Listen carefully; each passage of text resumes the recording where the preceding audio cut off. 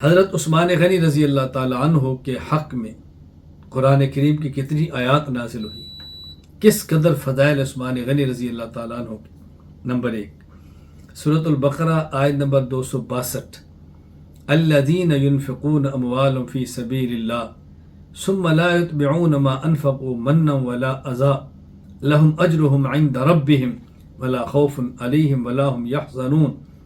جو لوگ اللہ کے راستے میں اپنا مال خرچ کرتے ہیں پھر جتلاتے نہیں ہیں اور مال دے کر کسی کو تکلیف نہیں دیتے، خدا ان کو اجر بھی دے گا، نہ ان پر آئندہ کا خوف ہوگا، نہ پچھلی تکلیفوں کا غم ہوگا۔ یہ آیت کس موقع پر نازل ہوئی؟ امام شمس الدین ابو عبداللہ محمد بن احمد بن ابو بکر بن فرح الانصاری الخزرجی القرطبی رحمہ اللہ تفسیر الجامع لاحکام القرآن اس آیت کے ساتھ فرماتے ہیں انہا نزلت فی عثمان بن عفان، یہ حضرت عثمان رضی اللہ تعالیٰ کے حق میں نازل ہوئی۔ کب؟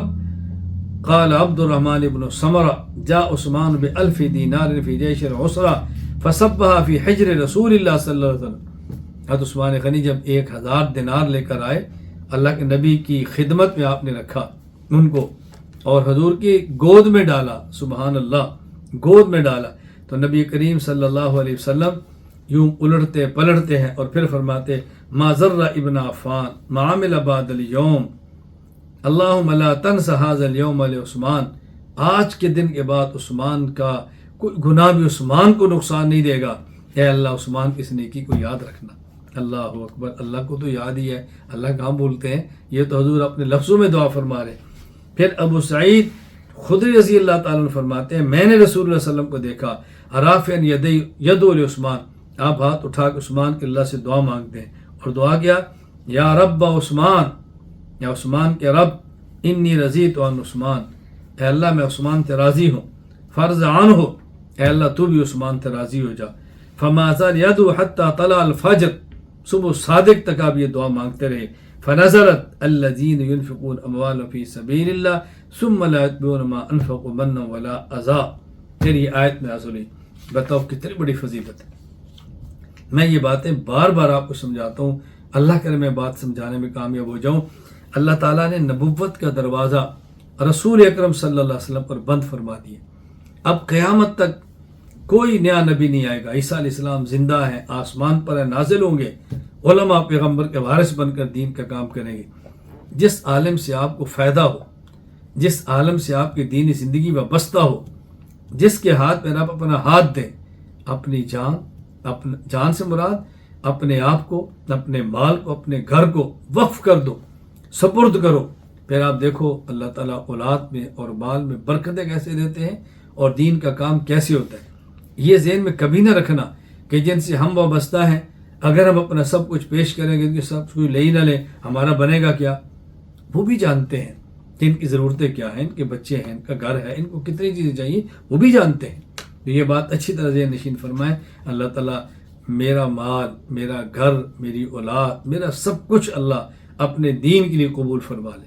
اللہ تعالیٰ اس بیان کو سننے والے مرد ہوں یا خواتین، ان کا گھر، ان کی جان، ان کا مال، ان کی اولاد، سب کچھ اللہ اپنے دین کے لیے قبول فرما لے تو یہ اللہ تعالیٰ کا ہمارے اوپر یقین فرمائے بہت بڑا احسان ہوگا، بہت بڑا احسان ہوگا، بہت بڑا احسان ہوگا۔ خدا کی قسم ہے کہ اس درد کے ساتھ یہ بات سمجھاؤں، یہ موت کی بات سمجھ آئے گا کہ جب اللہ نے ہمارا کچھ لیا ہے تو ہمیں دیا کیا ہے۔ دنیا میں یہ باتیں کبھی سمجھ آ جاتی ہے، کبھی نہیں بھی آتی، اللہ ہم کو سمجھا دے۔ نمبر 2 سورۃ المائدہ آیت نمبر 93 لیس علی الذین آمنوا وعملوا الصالحات جناح فیما طعموا اذا ما اتقوا وآمنوا وعملوا الصالحات ثم اتقوا وآمنوا ثم اتقوا واحسنوا واللہ يحب المحسنین۔ اللہ فرماتے ہیں جو ایمان لائے اور نیک اعمال کیے، پہلے اگر کچھ کھا پی چکے ہیں ناجائز طریقے پر تو گناہ نہیں ہے، شرط کیا ہے؟ آئندہ حرام سے بچیں اور ایمان پر ثابت قدم رہیں، نیک اعمال کرتے رہیں اور مزید احتیاط کریں، ثابت قدم رہیں، پھر مزید تقوی اختیار کریں، نیکی اختیار کریں۔ اللہ ان سے محبت فرماتے ہیں جو نیکی کرتا ہے۔ یہ آیت امام ابو بکر عبداللہ بن محمد ابن ابی شیبہ العبسی الکوفی رحمہ اللہ وفات 235 ہجری، المصنف لابن ابی شیبہ باب فی میسر عائشہ وعلی و طلحہ کے اندر فرماتے ہیں قال علی اخبرهم ان قولی فی عثمان احسن القول، فرمایا کہ میری بات عثمان بہترین بات ہے. وہ کیا؟ ان عثمان کان مع الذین آمنوا وعملوا الصالحات، عثمان ان لوگوں کے ساتھ ہے جن کے بارے میں اللہ فرماتے ہیں الذین آمنوا وعملوا الصالحات. نمبر 3 سورۃ الانبیاء آیت نمبر 101 ان الذین سبقت لهم من الحسنى اولئک عنها مبعدون، یہ وہ لوگ جن کی طرف سے ہماری بھلائی مقدر ہے اللہ ان کو جہنم سے دور رکھیں گے. امام احمد بن یحییٰ بن جابر بن داؤد البلازری رحمہ اللہ وفات 279 ہجری انصاب الاشراف البلازری میں فرماتے ہیں محمد بن حاتب رحمہ اللہ فرماتے وکان قدم البصرہ مع علی رضی اللہ ان علی ذکر عثمان فقال ومعه عود ينقط به ان الذين سبقت لهم من الحسنى اولئک عنها مبعدون اولئک عثمان و اصحاب عثمان. فرمائے جو اللہ جن کے بارے میں کہتے ہیں نا یہ جہنم میں نہیں جائیں گے، یہ عثمان اور عثمان کے ساتھی ہیں، ان کے بارے میں. آیت نمبر 4 سورۃ النحل آیت نمبر 76 اللہ فرماتے ہیں وضرب اللہ مثل رجلین احدهما ابکم لا يقدر على شيء وهو كل على مولاه اينما يوجهه لا يأتي بخير هل يستوي هو ومن يأمر بالعدل وهو على صراط مستقيم. اللہ نے مثالیں دی ہیں اور بات سمجھائی ہے. کیا؟ ایک بندہ گونگا ہے، کوئی کام نہیں کرتا، اپنے آقا پر بوجھ ہے، آقا جہاں بھیجے وہ خیر کی بات، خیر یعنی ڈھنگ کا کام نہیں کرتا. وہ شخص اور دوسرا برابر ہو سکتا ہے جو نیکی کا حکم دے، اعتدال کی بات کرے. امام محی الدین ابو محمد حسین بن مسعود بن محمد بن فرہ الشافعی رحمہ اللہ وفات 510 ہجری معالم التنزیل فی تفسیر القرآن میں فرماتے ہیں نزلت فی عثمان بن عفان ومولاہ کان عثمان ومولاہ کان عثمان ينفق علیہ وکان مولا یقرأ الاسلام. حضرت عثمان کے غلام تھے، آپ ان پہ خرچ کرتے اس امید پر کہ یہ دین قبول کر لے گا، اور وہ اسلام کو ناپسند کرتا تھا. یہ آیت اتری کہ دیکھو اس سے کوئی خیر کوئی توقع نہیں ہے، بوجھ بنا ہوا ہے، اور عثمان پھر بھی اس کے اوپر لگا رہے ہیں.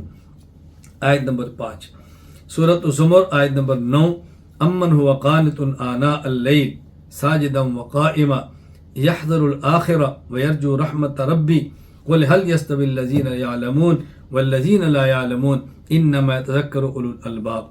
وہ شخص جو رات کی تاریکیوں میں سجدے کرتا ہے، قیام کرتا ہے اور آخرت کے عذاب سے ڈرتا ہے، اللہ سے امیدیں وابستہ رکھتا ہے، کیا یہ لوگ، یہ عالم، اصل عالم وہ ہوتا ہے جس کے علم کے مطابق عمل ہو، کیا یہ اور جاہل یعنی بد عمل کیا یہ برابر ہو سکتے ہیں؟